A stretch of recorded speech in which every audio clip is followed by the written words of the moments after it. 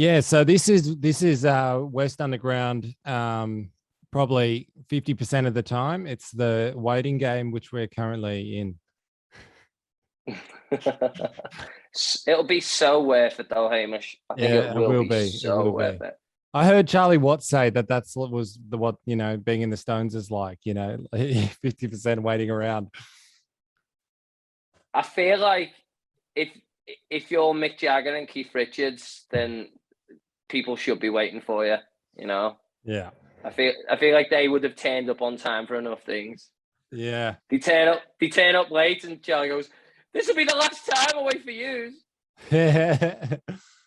Oh, So no, I'm excited about today's guest, man. He's been very very influential for me over the last year. He's just an absolute marvelous bloke, and I want to get these compliments out the way before he joins us. all right. Well, he's going to appreciate this, man, because at least you didn't say anything nasty before we started the interview. At least. Yeah, and then pretended to be really nice to him. Yeah.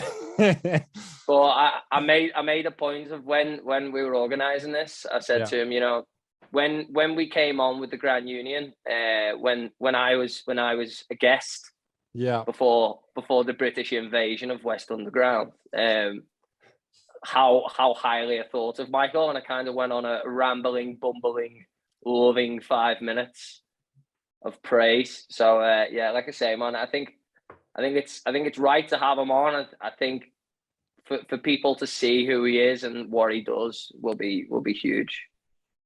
Beautiful, man. And I've kept myself in the dark for this one, like really in the dark. Yeah, Other than what you've told me, man, I've chosen to not look into it at all because I want to be probably what the the average viewer is going to be thinking as well. Like you're somebody who's in the know, who knows this who knows this fella quite well, and I'm going to be the polar opposite here and be like, so what do you do? You know what I mean? Like I want to be on the opposite side. Just be what are your genuinely what are curious. your hopes and dreams? Yeah, and just be like, so how'd you do that? Where he's Yeah. probably told you exactly how he's done something. So No, as I said, man, he's a very, very interesting guy. He's a brilliant man. So yeah. let's welcome on. All right. Hello and welcome to another episode of West Underground. Today we have none other than Michael Carpenter with us. He's joining us in his studio. He's got a fantastic backdrop there. I was quite jealous, I even see the drums. The drums back there, yeah. Oh, mate, it's beautiful scenery you got there behind you. Thank you. I'm just trying to count how many guitars you got in the background, but I'm That's only that wall. You're not seeing this wall or that wall. Oh, fuck yeah. So there's more there, and then there's more there. Oh so my god. There's a few. I think we're up to. I think there's about 46 Jesus. in here. Now, Michael, before we go any further, I just want to wish you a happy birthday. Thank you very much. Happy birthday, my friend. Oh, happy birthday. Trip around the sun. Thank you very much. I won't say how many. No, it's okay. I'm in my 40s. I'm 40-15. He looks amazing, doesn't he? He looks so good. So good. And mustacheless. Yep. So I've Hamish, and all the viewers and listeners out there, for the last couple of years with lockdowns, I've been exploring, the powers of the male facial hair journey. And so last year I had a massive legit beard, and then over the last year, not the year before last, I had the big beard, and then I had the big stupid Chopper Reed Skunk Baxter moustache. But now I'm clean shaven.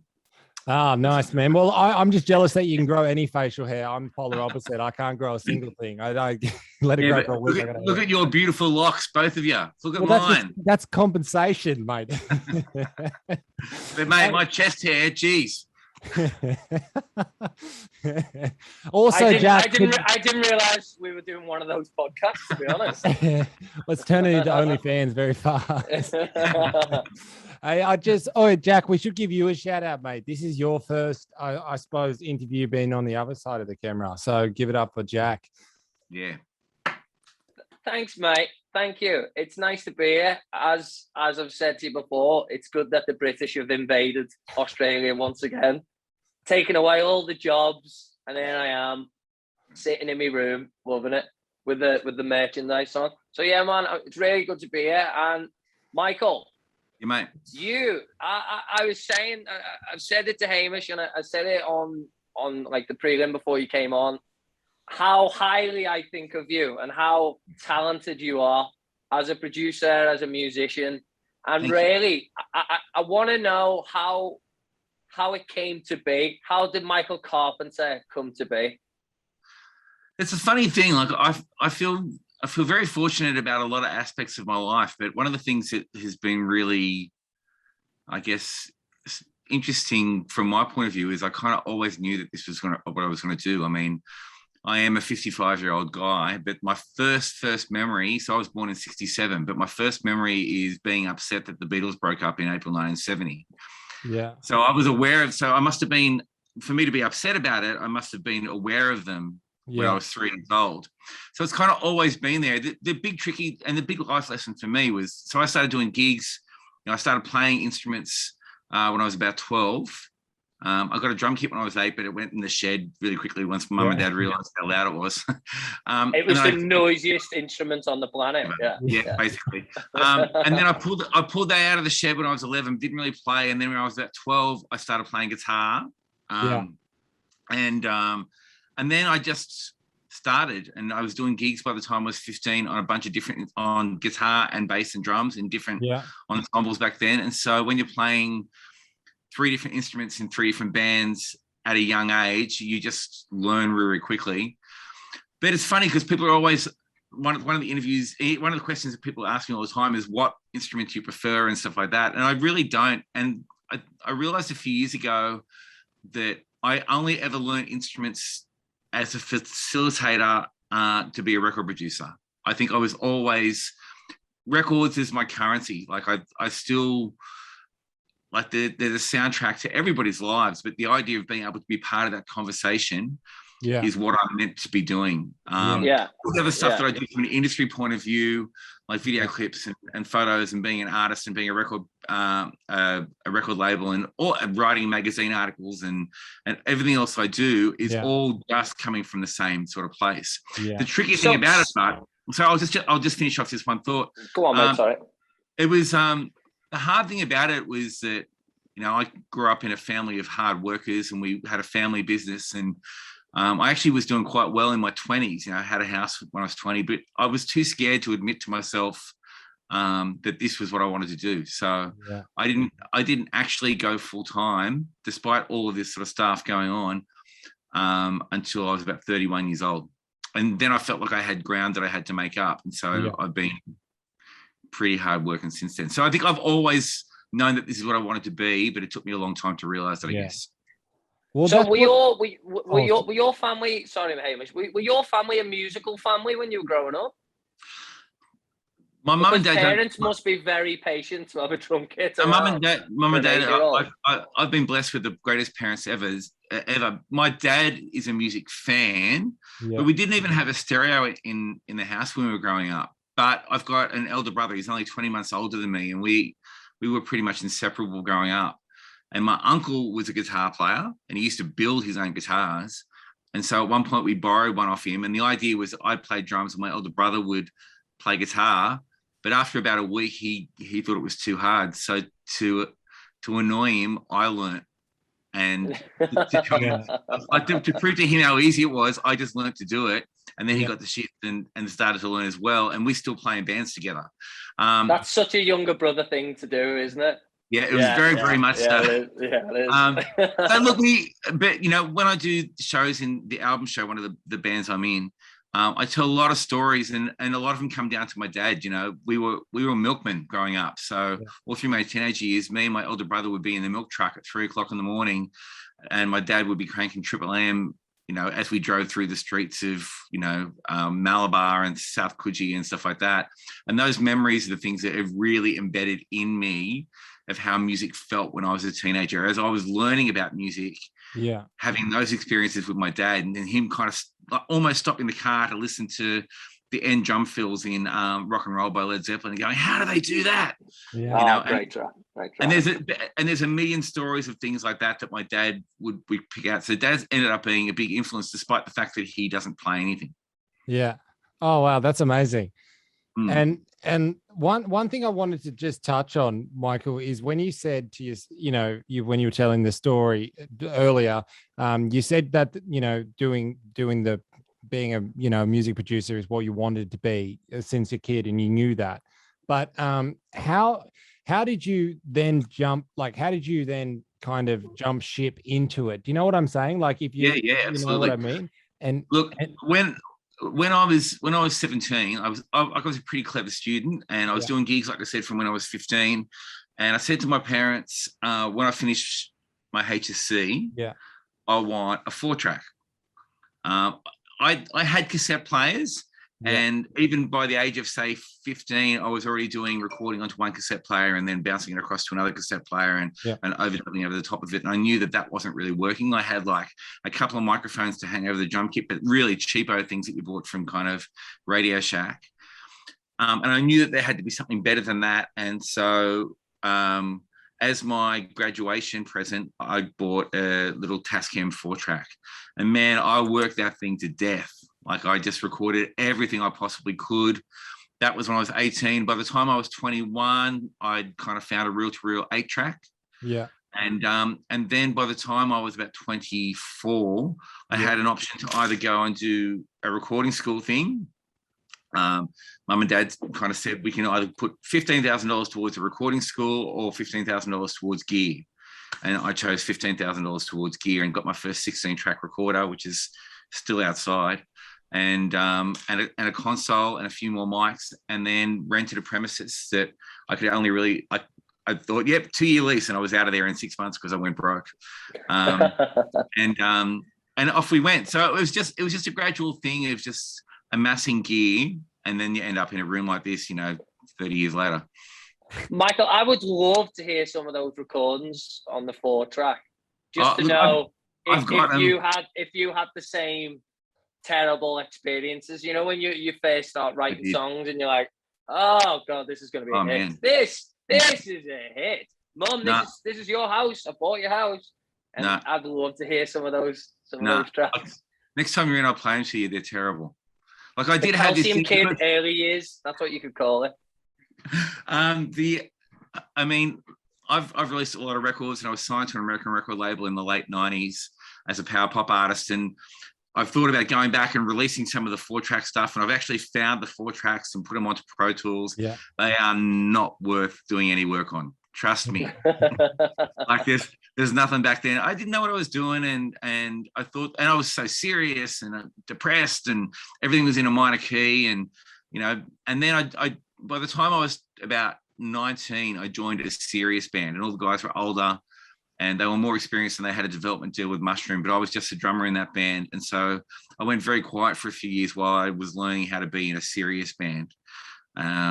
And so, there was a brief period of recording, and then there was me being in a band for 6 or 7 years before I went to the next kind of level of recording other people. Yeah. Oh, wow. And then you said you're at 30, you were kind of, now doing it as a day job and professionally. But like when you started, was it hard to kind of like, I suppose find clients and stuff like that, and to get your name out? Like it sounds like you jumped from 24 to, to 30. That was kind of the testing grounds. Yeah, well, look, I had, like I said, I built a house in my mid-20s. Yeah. Because being a milkman was pretty profitable. I built a house, but it was always built with a studio in the basement. And I started recording other people in 1992.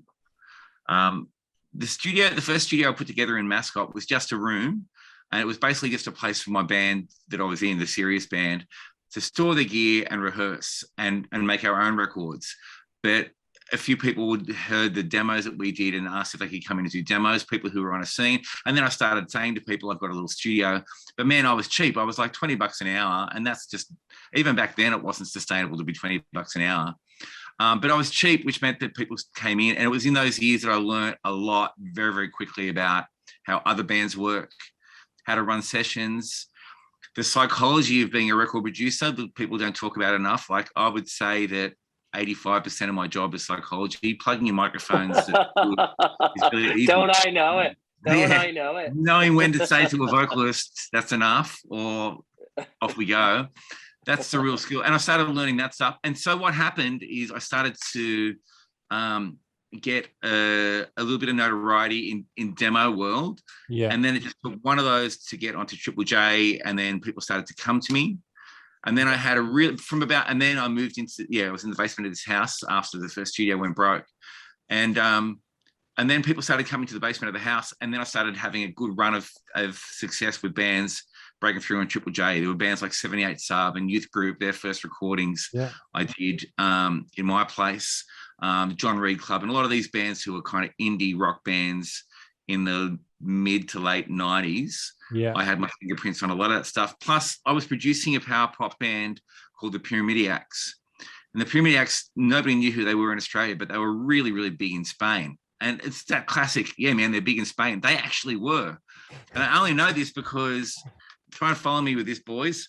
I get on pretty well with everybody, but the drummer from the Pyramidiacs left to form a band with me, where I was the lead singer and bass player, and I replaced him in the Pyramidiacs playing drums. So what could possibly go wrong in that scenario? So the guy left the band to form a band with me, and then I replaced him in the band that he just left. But everybody got on well because people have always known that, I stay out of kind of infighting and stuff like that. But then I did go and do a couple of European tours with the Pyramidiacs, and they were big. And so they would come in, and that was how I got into the power pop world. And that's how I kind of went from being just a kid doing demos to actually having a pretty good track record on Triple J, and then kind of aging out of Triple J. Like, essentially by the time I was 30 and went full time, people wanting to make records with 25-year-olds, not 32-year-olds. But by then I started making records for people overseas through the power pop world that I'd kind of joined. And my notoriety went from being local to being a bit more international. And I had a pretty good run with, I probably did 20 or 30 records overseas. And that really helped kind of get my name out there internationally. So for a long period, I was kind of nobody here, but had a pretty good following throughout Europe and through the States. So Michael, with the power pop era, I'm going to call it the Michael Carpenter power pop era. Yep. Into like modern times, and obviously you just released a great track this week called Newtown with Michael Carpenter and the Banks Brothers, which was awesome. I love the video as well. Thanks, beautifully done. Even in a COVID world, you still managing to get out content, and it's awesome. So what would you say is your favorite music to listen to? Because I know not necessarily the things we're good at to do are the things we listen to, Yeah. I there's no secret. I'm a big Beatles fan. I wouldn't say any music I do sounds anything like the Beatles, and a lot of artists are in the same boat, Well, look, from my point of view, I grew up on pop music, and for you youngsters, my God, I can say that now. When I was growing up in the 70s and the 80s, you were going to hear Jackson Browne, followed by Stevie Wonder, followed by the Bay City Rollers, followed by a hard rock band, all on your normal AM station. It was no big, it wasn't as kind of your soul and your pop. It was just pop music. So for me, I really locked in very early on the power of pop music, and the fact that you listen to Uptight by Stevie Wonder, and then you go and listen to Somebody's Baby by Jackson Browne. You go, well, they're pop songs. They're obviously very different from a genre point of view now, but when I was growing up, it was just the radio. That was just what was played on the radio. FM radio came in, and it was still like that. And I started working I did work experience at Triple M when it was the biggest station in the country. And they played everything. They played everything from your Cold Chisels to your soppy ballads to everything in between. And so that was, for me, there was never, the whole idea of genres being this separate sort of thing didn't really come in until much, much later, until probably the 90s, when they started to have specialized stations and specialized charts. So from my point of view, it's all just music to me. But the currency for me is always going to be the Beatles and pop music. Now, I went into the power pop world because I got really switched on to the power pop world through the Pyramidiacs and finding out about people like the Raspberries and Matthew Sweet and Teenage Fan Club. And they switched me on to all that stuff. And I got signed to an American record label who were a power pop label. So I was power poppy. And I went and started to play at a lot of power pop festivals overseas, and I started to work out what was going on there. However, by the time I'd kind of released my second record as a power pop artist, I kind of got a sense of what the power pop scene was like. And it was a lot of people in their 30s writing songs about 20-year-old girls with pretty crappy lyrics. And it was all style and not a lot of substance. So, and at that point, I'd gotten turned on to, which is my life, Michael. That's not true. I know better than that. But at that point, by the late 90s, from my point of view, I'd started seeking something else. You know, by the time I was in my kind of late 20s, early 30s, I wanted something with a lot more substance. And so that led me to Buddy Miller, Emmylou Harris, Steve Earle, and then back to country music. You know, I'd always loved country music, but the country music that I knew came through the Beatles. You know, it was, you listen to I can't believe the album before Help, Beatles for Sale.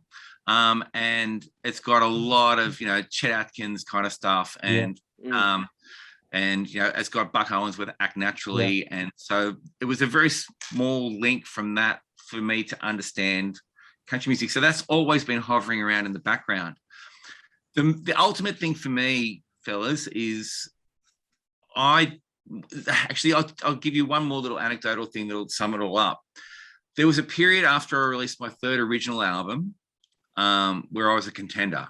Like, I was getting a lot of airplay through Europe. The record that I did, which was called King's Roadworks, I went and did an extensive world tour on and sold a lot of records.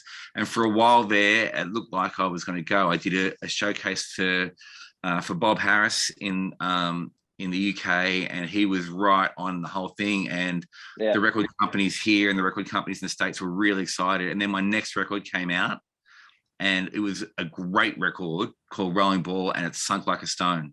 And I went, well, that's it. My moment has passed. And it liberated me. Why do you think that was? Why do you think that was? It just, you know, it's that thing of, and you see it happen all the time, where an artist will be a reasonably hot thing. Not that I was that hot, but in fashion for a time. Still hot. Thanks, mate. I'm showing out just again now.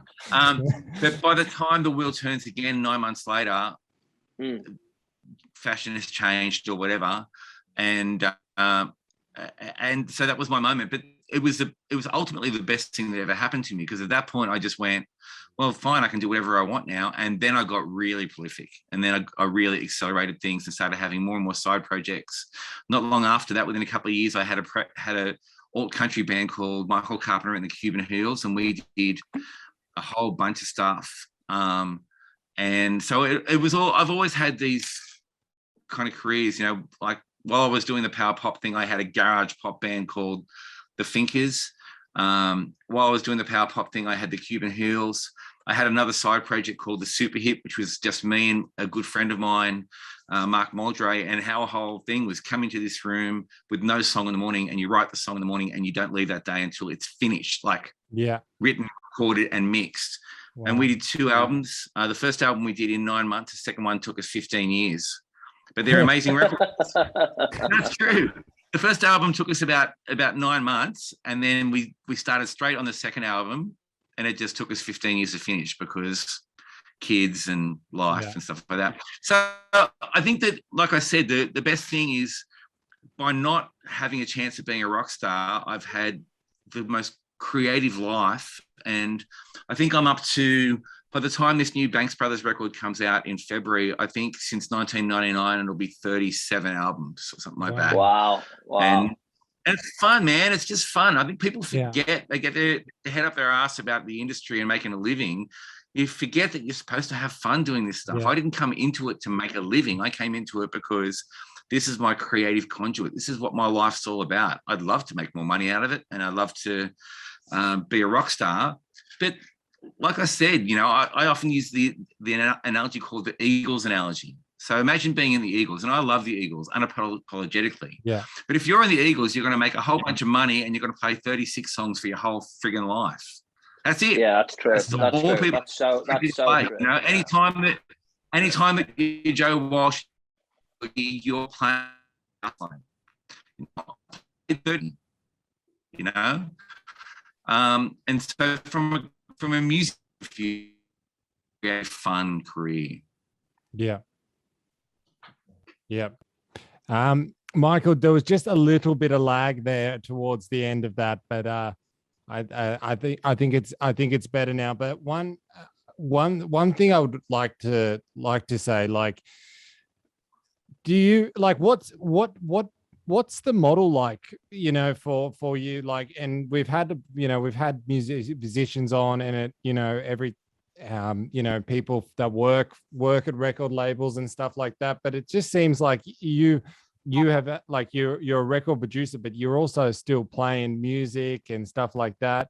And like I wanted to ask as well, like, how does it work for you as a record producer? Like, because if you're the artist, you obviously get royalties and things like that. And if you're the record label, you know, you front up money for the doing that. Is it just the process of making the record, or is it royalties later on if you make? I'm just curious. Royalties don't, in my life, I mean, it's one of the things I get my knickers in a twist a bit when people say, oh, it was so much better when there were CDs. Nah, I had record deals, and I, like, the record that sold really, really well for me, I ended up, when I got my royalty statement for it, owing the record label $1,500. You know, it's just the way it goes. Like, there was never, unless you were real indie. Like, there's a lot of fallacies about the record business. A lot of people think that it was better back in the old days because you could make money from selling CDs or selling vinyl. You never did. You made money from going out and doing gigs and selling merch. It was like the amount of big Australian artists that made money from selling a lot of CDs is minuscule. So especially when you're talking about major labels, because major labels always had a tendency to want to keep you owing the money. Yeah. And especially with the kind of money that was being thrown around in the 80s, you know, to get even a basic video was going to cost you $35,000-$40,000. And so there was the model is just, it's just different. But the thing that's better about it now is that you can actually do whatever you want. You don't have to go and ask somebody to give you money before you can do anything. So that's the great thing about that, is that you can just be creative because you want to be creative. The bad thing about it is that everybody's doing it, and it does muddy the waters for people. So it's tricky. But in terms of the back end for things, there really isn't any. There's like, there hasn't been. I mean, it's funny because I did the first few records with a record label, and then when I've done a string of covers records called Soup, songs of other people. The first one of those I did, the American record label, I offered it to them, and they said, look, you should just do it yourself. You should kind of just do it yourself, just sell it, whatever. I made more money from doing my own record than on my record deal. I printed up 500 copies of them and sold them directly from Bandcamp back in 2001. And I made money. And I was like, how do you make money from record sales, you know? And so there's no model. I guess the thing about it is that there isn't any model. And I reckon in here, I have a vocational conversation 2 or 3 times a week with people.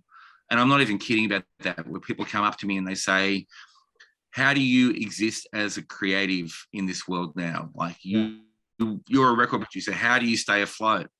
And the answer is always disappointing to them. I say, don't just do the one thing that you want to do.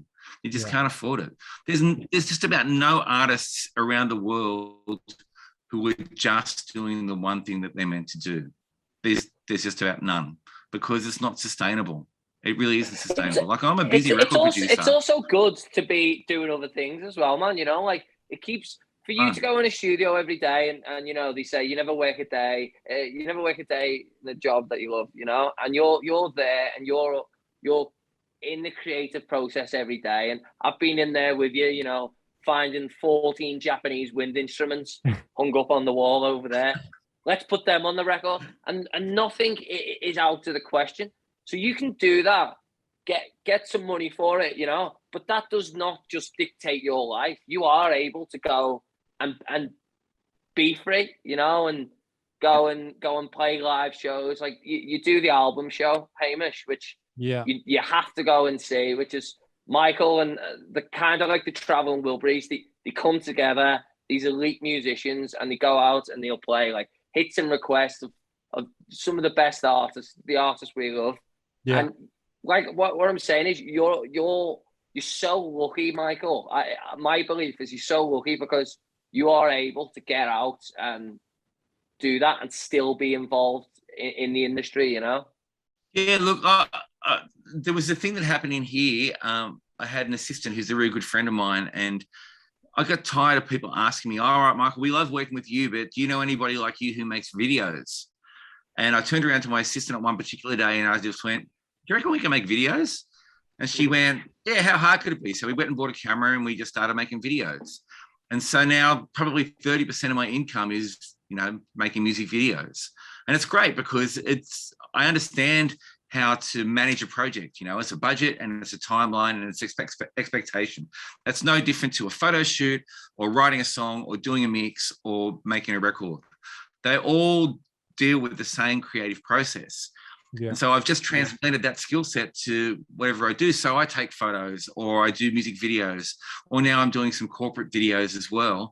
And you're right, it does mean that there's a lot of variety in what I do. And it also means to a degree I'm indemnified from things like, okay, nobody's got any money in the music industry anymore to come in and make records. Everybody's going through this period now where we've been in lockdown.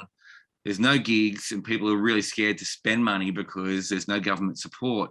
So my studio business has been quiet, but I've got other things that I can do that are all still kind of tangents from the same sort of key thing, but it means that I can still afford to pay the rent next week.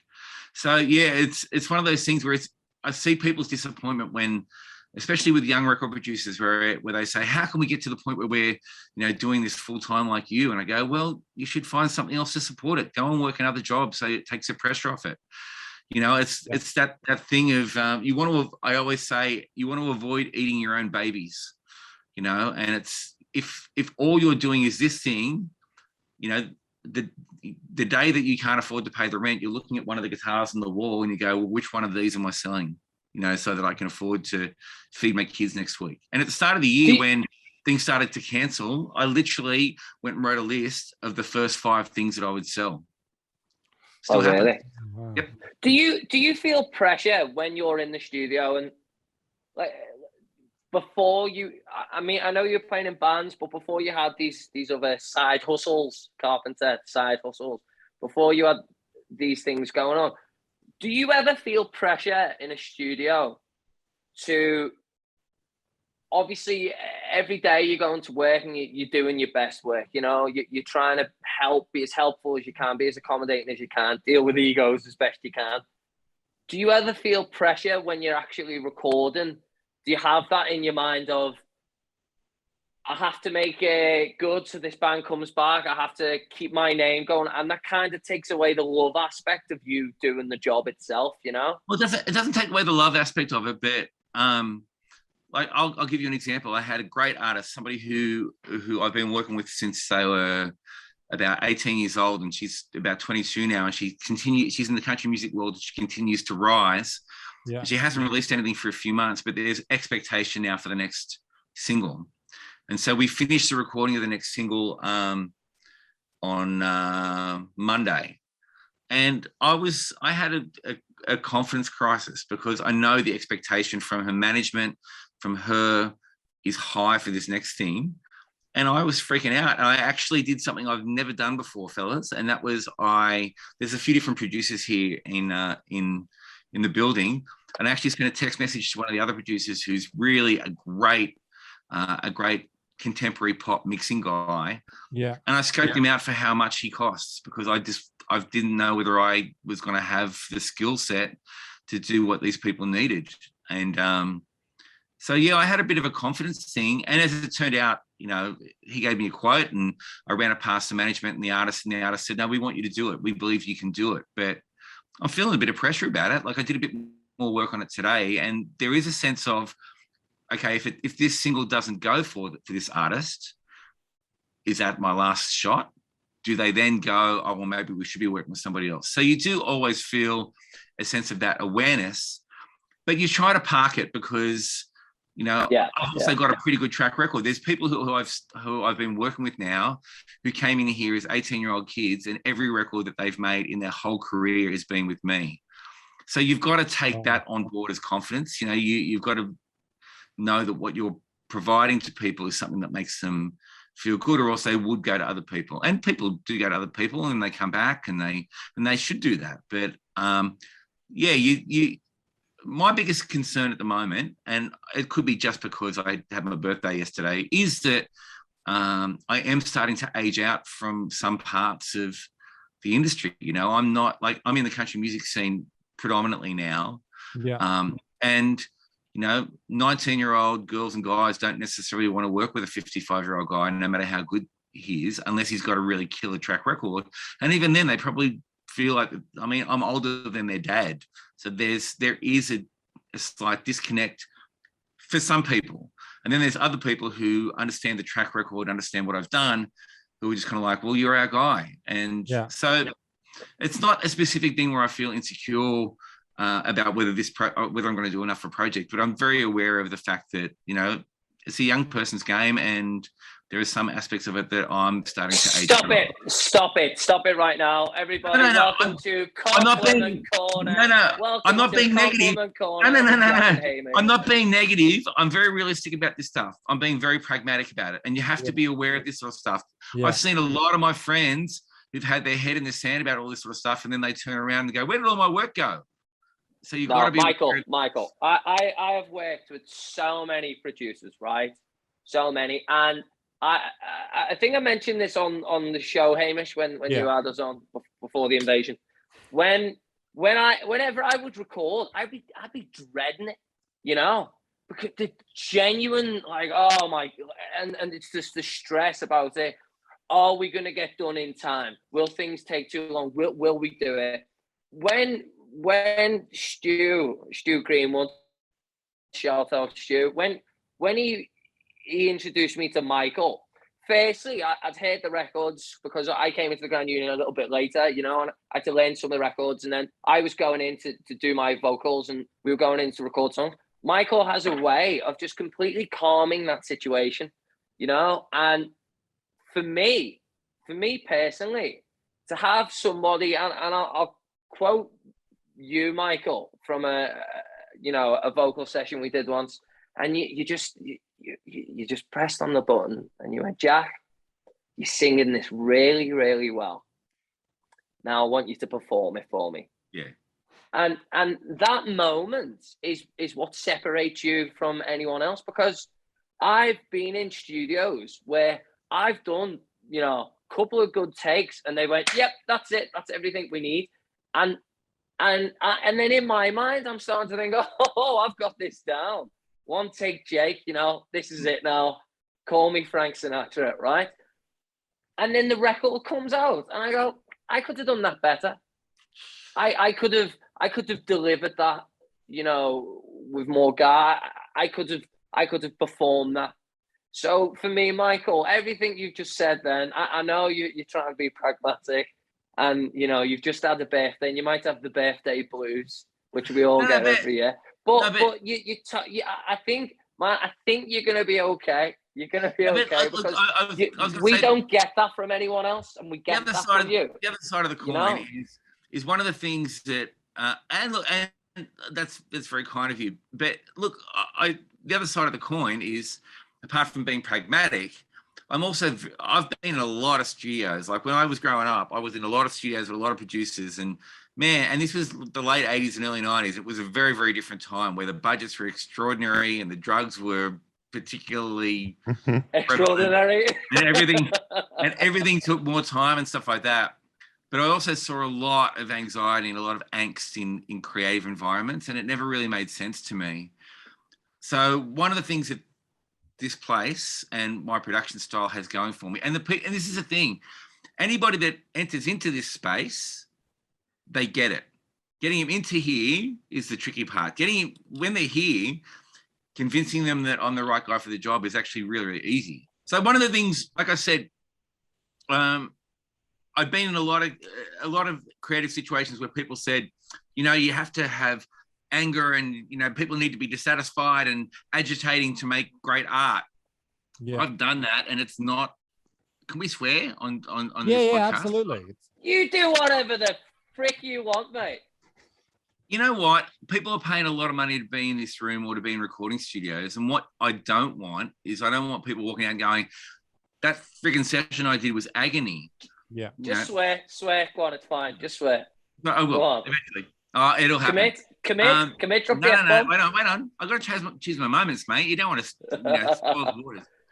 So one of the things for me, like, I'm a really big believer in being able to facilitate good life experiences. That sounds kind of airy-fairy, but us musicians going in and making a record, being part of that conversation about making a record, it's a big thing. Some people might only do it 2 or 3 or 4 times in their life, making a record, being part of that conversation about creating music. So you want people to have situations where they're being pushed, encouraged, supported, facilitated, agitated where it's possible, but mostly understood, and that means that when I've got a band in here, everybody's say is important. I always say to people that there's no bad ideas in the recording studio. You hear them all, and the way I've got my studio set up is that we can hear things quickly, and then we can decide whether it's a good idea or not. But there's actually very few bad ideas. But when there's politics and people and the dynamics of bands, it can get really, really freaky because the drummer might have a really good idea, but the lead singer doesn't want his ideas to come through, and then the drummer's dissatisfied. And I always say that if people have had the idea enough to verbalize it, then you got to hear it, and then you can decide after that. And then if it's a good idea, I take credit for it. Yeah, always. Michael, sorry, go on, Hamish. You go, mate. All right, I've got 2 questions here. This brewing thought. Go for it. Well, one's not a question. I think, Michael, if you weren't doing music, I think you should go into politics, because that I like how you said that. That was very I wish more people did that. And my second, my actual question is how much of a diva is Jack in the studio? Can I speak freely? Yeah, go for it. He's going to drop the F-bomb. You know what? Look, in all honesty, and I will be really honest about this, there's nothing better for me in this room when we're doing stuff and you can see people's sense of excitement start to grow. Yeah. Stu's our great friend, and Stu, his excitement is contained. He contains his excitement, and he's very quite measured in the way he does things. We'll do something, and Jack will be like his head's about to explode. So he's actually really amazing to have in the studio from a vibe point of view. And look, not everybody is like that. There are situations where people are getting excited about things, but they're very suspicious. They're waiting for it to go pear-shaped or whatever. So the personalities that you see in this room are really, really fascinating. But having somebody like Jack is actually pretty great. He's not a diva at all. He's actually, Jack, we'll speak about you to your face. He's a great singer. And from my point of view, he's a singer that I can direct. And that's kind of the dream because, like I'm a singer as well, and I've got limits to what I can do from a singing point of view. But in my head, I know the way that I want things to sound. And so it's great to be able to push singers and go, great, can I have a bit more story? And one of the things I say, and Jack's heard me say it before, is, you want to tell the story without using your words. You want to use your expression to tell a story. And not all singers can do that. I mean, I always say to people too, that there's there's a big difference between having a good voice and being a good singer. Just because you've got a good voice doesn't mean you're a good singer. I've had plenty of people in here who I've had to instruct them on how to emote. Yeah. They don't get it. But then I've got other people in here who can barely carry a tune, but they start singing and you're about to fall down because every word has got meaning. Yeah. And that's the singer. I mean, those singers are the people that we've gravitated to. You know, pretty voices can go so far, but people who really can deliver a lyric and tell a story with the way that they're doing it. That's why we're so drawn by it to somebody like Tom Waits. Tom Waits is, you know, got a weird sort of, or Dylan, you know, but Dylan, like his voice is strange, but man, when he tells his stories, there's almost nobody better. Yeah, you know? yeah. It's the same as like I think we've had this conversation. I think, Hamish, like as you said there with Dylan, Johnny Cash is the same, and Lou Reed and Bowie, and you know, it's not that. See, I think a problem with modern day society is, you know, you have The Voice and you have the X Factor, and you're finding people who have got an amazing vocal, but they will not. I mean, I'm saying this, you know, that I hope somebody proves this wrong, but they're not going to be the ones who in 30 years have still got something to say on a record, you know? Yeah. It's hard. We're in uncharted territory. You don't know what it's going to be like in 30 years. But I will say this: I'm in a producer forum, and you know, we were talking a few weeks ago about how people record their vocals, and I'm one of the few producers around who who insists on people singing songs from start to finish. You know, and a lot of singers will come in here and go, we'll just do a bunch of verses, bunch of choruses, and you can copy and paste. And I go, nah. You start at the start and you finish at the end, and you tell a story. I don't want the second chorus to sound like the first chorus. You know, I need to know that there's a sense of growth in the story and you've chosen your moments. And it can be a real shock for a lot of singers who've only recorded it the other way to sing all the way through. Oh, but I'll get tired if I sing it all the way through. And I go, well, that's part of the story as well. Yeah. It's true, because they think about all the shortcuts that we can do. Just because you can't do stuff doesn't mean that you should.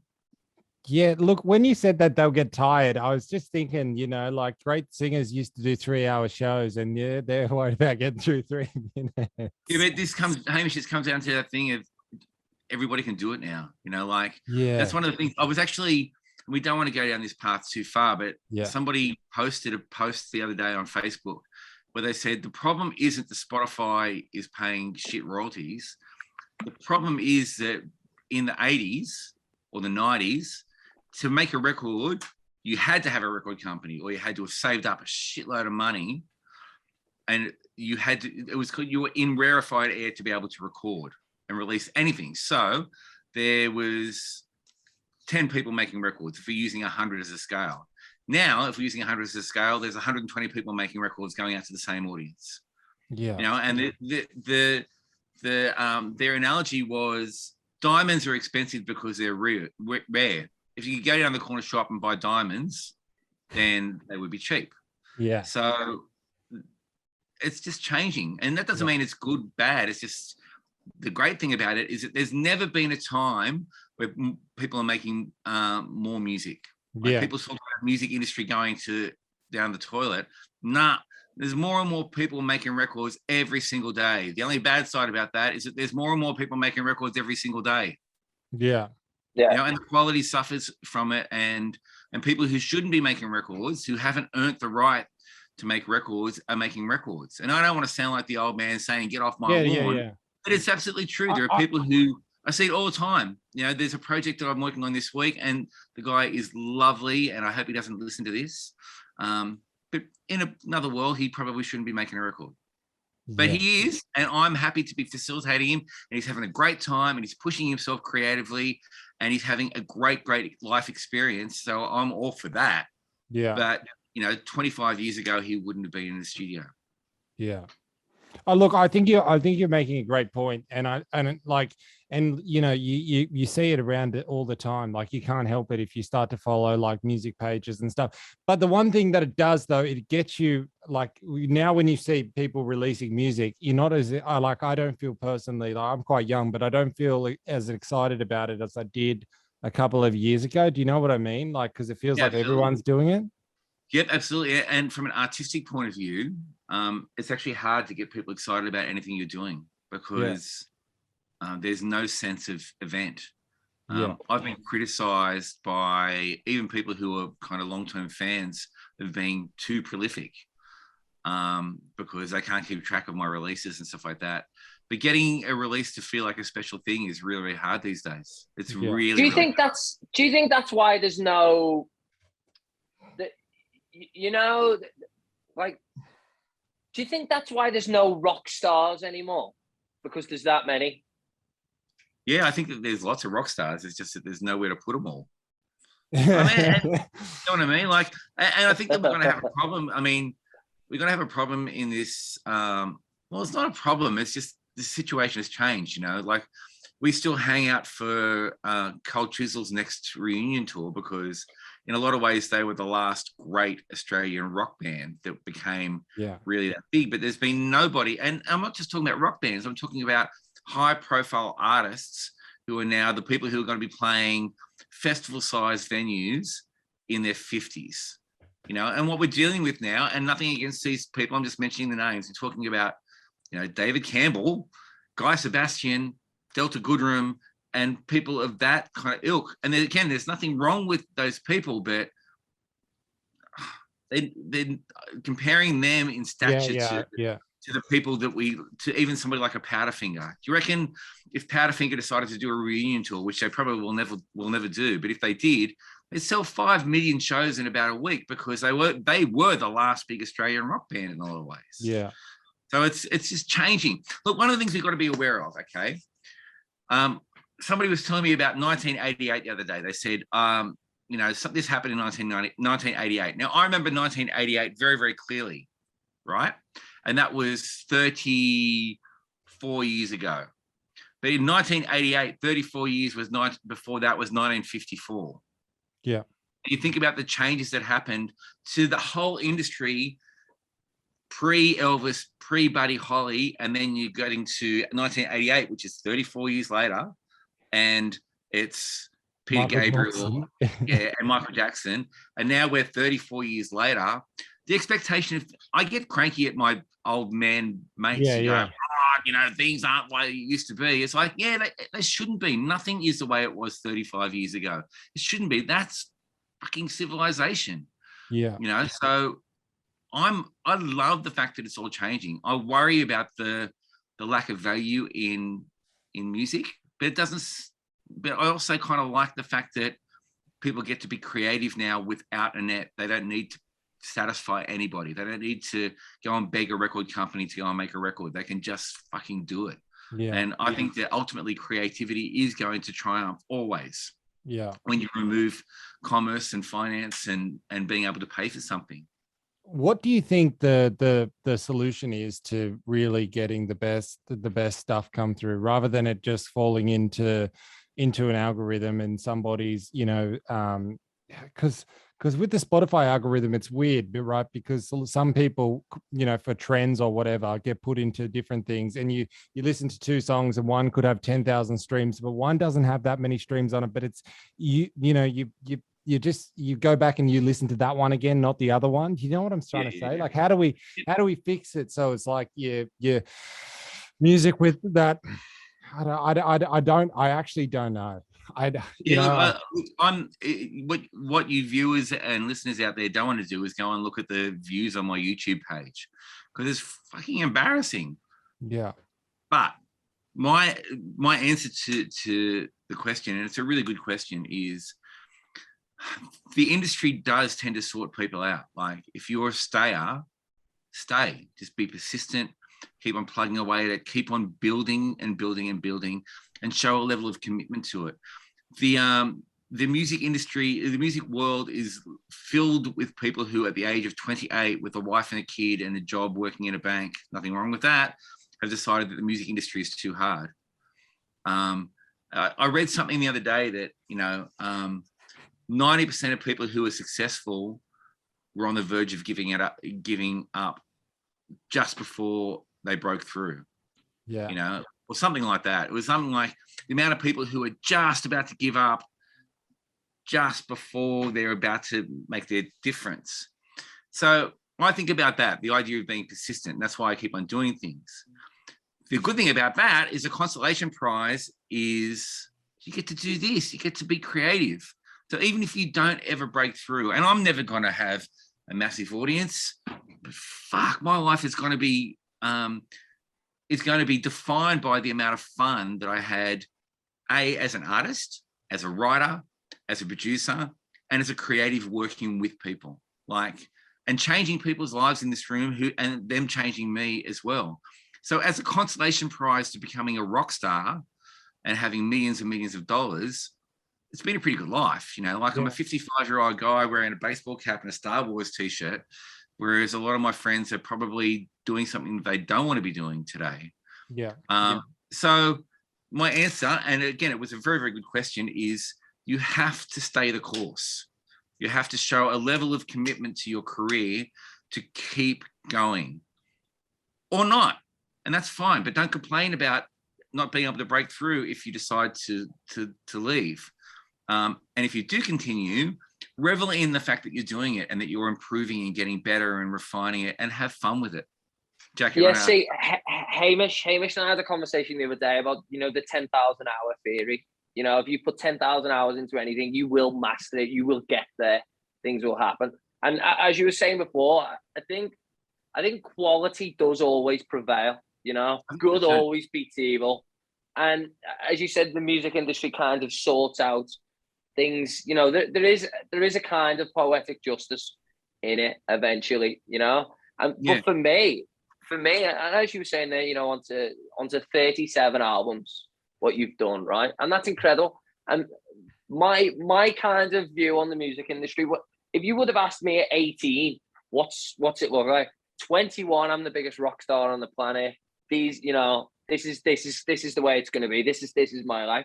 And the older I get, the more I kind of realize those songs that we go in the studio and do, and the songs Stu and I write together, those gigs, to be able to go back, and if things don't necessarily work out the way you hope they will and the way you dream they will, you still go back and you listen to those songs and you remember those moments being in the studio, what that lyric was really about, how you felt when you sang that lyric, and those moments for me are kind of what I love more about music now than the idea of being the biggest rock star in the world. So I think as you get older, you just value things a little bit differently. Your idea of success is different, Well, it's one of the things I talk about all the time. One of the big revelations for me over the last 10 years is realizing that the thing that you're doing isn't going to mean as much to anybody as it does to you. So you can sit there and go, oh, I'm leaving behind my legacy and it doesn't mean that much to anybody. And you look at that and go negative and you go, wait a minute, who cares? This is our fucking life, do with it what you want to do. You only have to make yourself feel good for that moment. And the great thing about making records is that at any given time, they're time capsules. You can go and look at that video or listen to that track and you are transported to that place in a totally tangible way. What a privilege it is to be the gatekeeper of that sort of information, And look, I've been in this room now for 18 years, and the amount of people who've been here, sitting here, listening to this same pair of speakers, having moments that define the next chapter of their life. Yeah, man, that's got value beyond whether it actually reached an audience or whatever. I've seen people come in here who all they wanted to do was release one song, and that one song they came in became the portal to 5 albums, live shows, all this sort of stuff, but it was the one song. And often it would be people who could have probably been talked out of it the day before they came in, but they did come in and then they had that experience and it became addictive. And the idea of being a creative became a massive part of their lives. It's not a small responsibility. It's actually pretty good. And it has value of itself. Whether it has 1 million streams on YouTube or whatever is actually irrelevant. It doesn't mean anything. Yeah. Can I ask, Michael, are all 37 of the albums you've produced, are they on vinyl by any chance?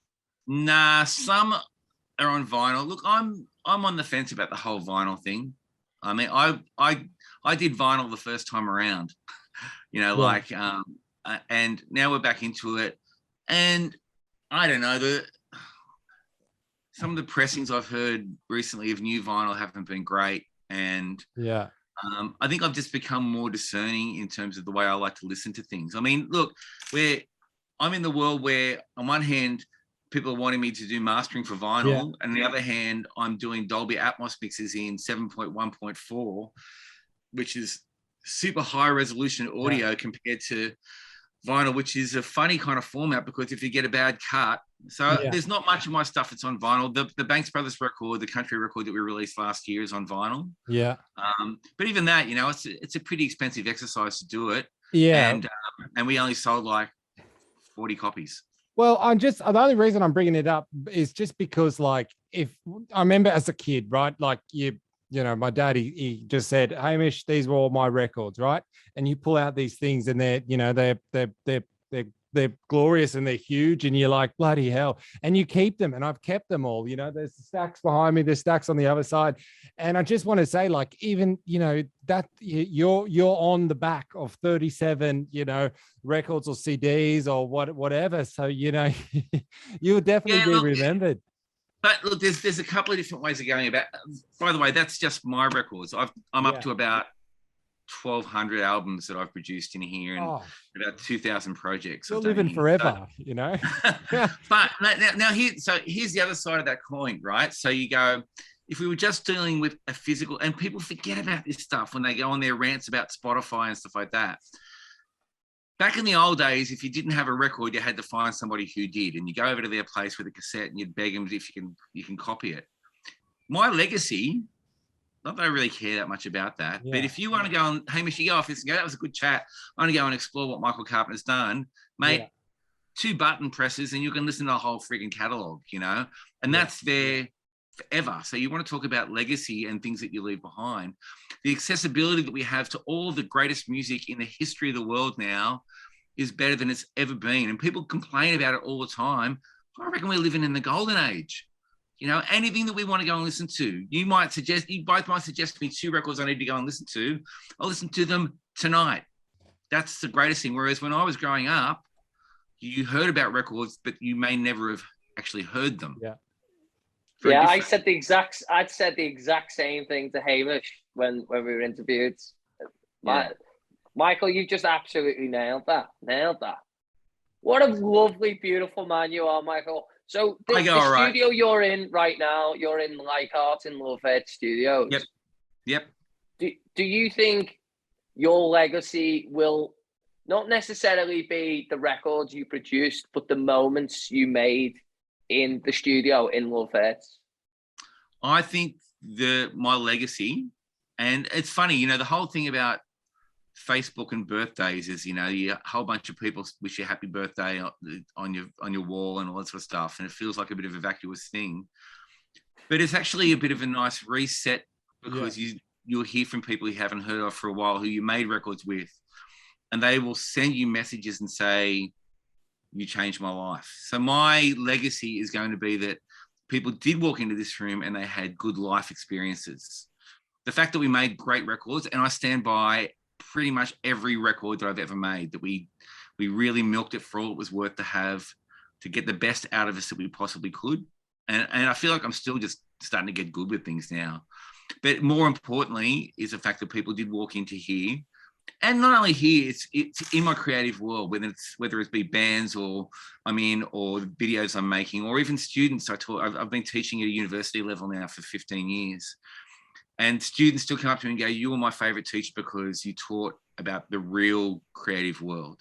That's something I'm more proud of than pretty much anything. But I do like listening to the records. I go and listen to the records I've made and I go, how the hell did I do that? There's been a few times where I go and listen to something that I did 15 years ago and I actually have to go and pull up a Pro Tools session and work out what I did. Wow. So, yeah. So, no, it's been pretty good. And there's still plenty of life for me yet. Like I said, I feel like I'm starting to get good right about now. Yeah, I feel like we got a bit dark there, and then I remembered, you're 50, so you still got another 50 left today. Oh man, I don't know. I've got 50 left, but at some point the arthritis will kick in, or the hearing will go, or it's not like I can get any balder, or I have to wear glasses. I'll be going right until the day that I drop off the perch, and there's nothing else I really want to do. So Yeah. So Michael, the thing I want to know is why music? oh, Why man. is your why is your Simple. life defined? Why is your life defined by it? I'll answer this for everybody in a very, very simple way. I challenge anybody to get in a quiet space, a place where you're really focused, a pair of headphones, whatever. Put on True Love Waves by Buddy Holly. Put it on and listen to the first line and not think that it's the greatest thing you've ever heard. It's quiet. And there's a version of it that I grew up with where there's a count in, where there's a little bit of an orchestral people tuning up and stuff like that. And then there's a pause and he just goes, just you know why. And even just thinking about it now, I'm getting goosebumps. There's nothing in the world that can do that. And you want to talk about privilege? I'll be sitting right here, right? And artists, people who become my friends, like you, Jack, will choose to do their vocals sitting right here or just there. And some of my favorite artists have sat right next to me, leaning on my chair while I sung their vocal. And I'll just pull an ear off just so I can hear them having that moment in the room. Man, there is, for somebody like me, where records have been the thing in their life, there is nothing better than those moments. And I have them most days. So like nothing else makes sense like music does to me. Nothing makes sense. Michael, I feel like you're quite enlightened. Well, that's what I want to touch on, Jack. I just wanted to ask, like, I often would, Jack, when you asked me this question the other day, and after I heard Michael's thing, I'm just wondering, like, if you went through life and you didn't hear any music, you didn't know it existed, you lived on some, hypothetical desert, island, and somebody showed you music, do you think it'd be the thing that they would be able to say is the closest thing that they've had to, like a religious experience if they were isolated? Because it somehow grabs you, like, to some degree. The words can't really describe, and and look, you can go and see a movie and they can affect you and stuff like that. But that feeling of getting in, I mean, there's a million feelings we can describe, but that feeling where you'll hear a song and it's so good that for a week, that's the only song you listen to in the car. You just keep on going back, because for some reason that song on that day in that environment describes your life or speaks to you. And so I don't know any person who can have that effect on me, or any other situation that can have that effect. And like I keep on saying, I'm part of that conversation. What a thing. It's quite humbling, actually. Yeah. Do you know anybody? Have you ever met anybody who doesn't like music? I'm yet to meet one.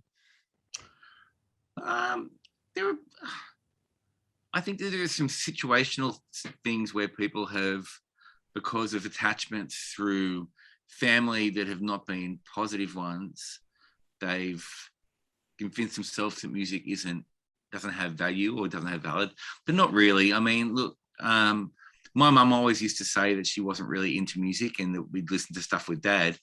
But as my mum's gotten older, she's like my biggest fan. So, and she does go and listen to the things that I've done. So, I reckon if you don't appreciate music, you've got one foot in the grave. You're missing out on too much.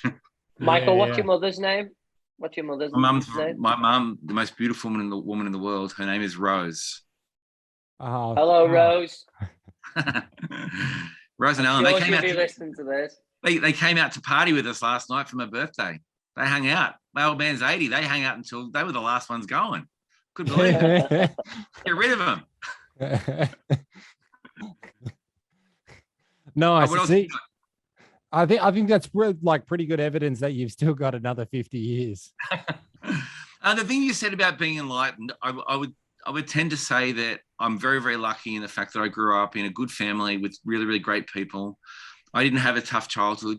Like I don't know what that's like, and I sometimes forget that, you know, other people had it harder than me. So I grew up in a situation where I was loved and supported at all times, and so I feel like there's a responsibility for me to be aware of other people and to try to find situations where I can elevate them. If there's an opportunity to do that, I think we have responsibilities to do that as humans, if we can. And not everybody can do it, but I feel like I can.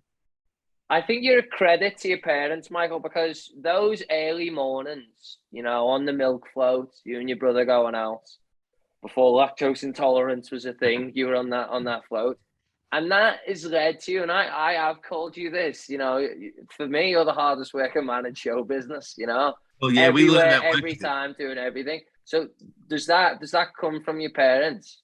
You Yeah, know, we learned because that they were hard workers. And yeah, it was always really simple. If you wanted something, you work for it. And for me, like when I was growing up, I mean, I did milk run through my teenage years, and I went to uni for about a year when I left school, and then I went back and that was my job through my 20s, was being a milkman. But every morning between 3 a.m. and 10 o'clock in the morning, Walkman, cassettes, listening to music. That was what I did. You know, I would do it 7 hours a day, 5 days a week.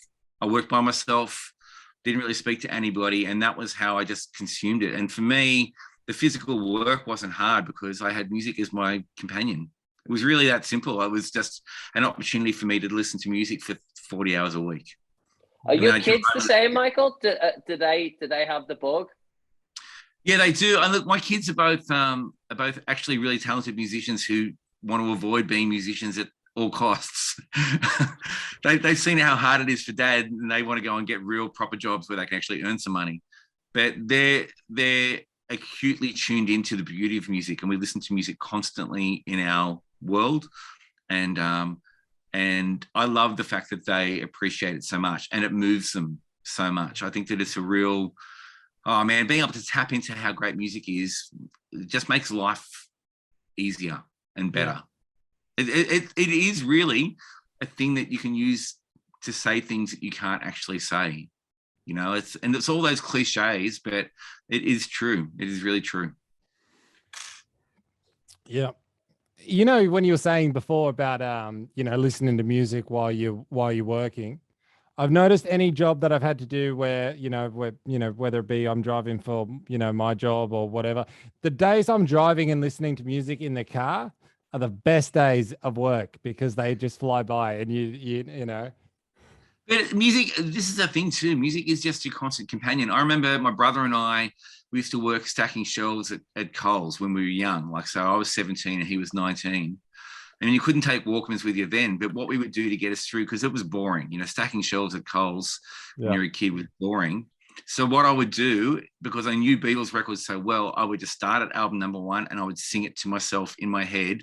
And that was how I get through my 4-hour shift, is just singing records in my head and replaying them in my head while I was working. So it was like the music was there even when it wasn't there. It's great. It's amazing. Yeah. Would anyone pull you up on that and just see you kind of, you know, starting to bob along and they're like, oh yeah, we got pegged as the eccentric type, but we always worked really, really diligently. But yeah, they thought we were a bit weird. I like the idea in your shift, in your mind, you're going, it won't be long. Yeah. Yeah, true. It's true. And funnily enough, I used to remember all the lyrics then, but I don't remember them now. Now I'm terrible with lyrics. Yeah. That's old age. What track would you loop in your head while working at Coles? I had help in my head, you know. Well, I can remember really, really clearly that there was one night in particular where in my head I was pulling apart the harmonies in Nowhere Man, like because there's a solid 3-part harmony, and I listened to it, and wasn't quite getting it. And I remember during this one particular shift where I got it. I understood the shape of it all and the idea of the concept of parallel harmonies, and it was unlocked a portal to me understanding harmonies so much more deeply. Michael, do you So I've said this to Hamish before. He's a visual listener. That's how I best describe Hamish. Hamish hears something and he sees shapes, he sees stories. You know, do you have anything like that, or do you look at it pretty I do. I mean, logistically no, I and think that formatted? no. I think that from my point of view, because I played almost all the instruments, I can conceptualize, and I'm pretty experienced at this point. I'll hear a snare drum and go, "Oh yeah, that sounds like that sort of snare drum, mic'd up this way, tuned this way." So there's a shortcut from hearing something to actually being able to replicate it, just because that's been the currency of my life since I started recording anything, putting a microphone in front of something and going, "Oh, when you do that, it does that. But if you do that, it does that." And you just create this arsenal of things, this library of things that you can just draw on. So I'll hear something now and I'll kind of reverse engineer it. I mean, not all the time, but certainly when people bring in stuff in here to use as references, I will be reverse engineering it, trying to understand how they got that vocal sound or what that effect is or what they're doing there. And then I'll try to put it back together in a way that becomes artistic. And you keep on doing that and you end up with this massive library of things that you can draw on. I mean, I'm in a room full of guitars, not just because they look pretty, it's that they all are functional and do something different, you know? And yeah, you could find that guitar could do something similar to that one, but you know, at this point, after doing it for so long, it's easier just to get that one and have it do that thing. And then when I want it to do something else, I go and grab the other one. Yeah. So I think it's just a case of I've just learned to reverse engineer things, and then I've gotten the tools to be able to just do it again. So that's how I kind of hear music. Yeah, I think you could be an engineer in a past life here. You know? Yeah, it probably would have been more profitable. Yeah, some days I wish I got that bug. I think Jack, you look like you're straight out of Cheech and Chong at the moment. Yeah, it's just never mind. So Michael, where can we find you? Where can people find you? I always say that I'm the easiest person in the world to find, and I'm really surprised that more of my ex-girlfriends haven't come looking for me. Maybe there's a reason behind that. Look, I don't really believe in websites anymore. I've got a website, but it just sends you off to Facebook and Instagram, and so they're the easiest places to get in touch with me. I'm on all the streaming platforms, and you know, you can look for things like, if you're looking for content, you look for Michael Carpenter or Michael Carpenter and the Cuban Hills, Michael Carpenter and the Banks Brothers, the Super Hip, and the Album Show. That's kind of where most of my history kind of is. There's a lot of fun stuff there, and there's a lot of different kind of things there. And but yeah, I'm pretty easy to find. And certainly any of the listeners out there who, if you found this enjoyable, if you've got any other questions, feel free to shoot me a message. I love, like I think I said to you guys just in this meeting earlier on, I feel like we've got a responsibility to share things from a vocational point of view. I think people want to know how people are surviving and how they make it happen. And it's a hard life, but it is a good life. Yeah. Well, Michael, for me, man. Sorry, Jack. I'll cut you off here because I just want to say to Michael, like, I think our fan base is all musicians, or you know, people that have got a love for music. And if they want to get in touch and hire you, can they get in touch with you through social media? That's the best platform. If they want to work with you.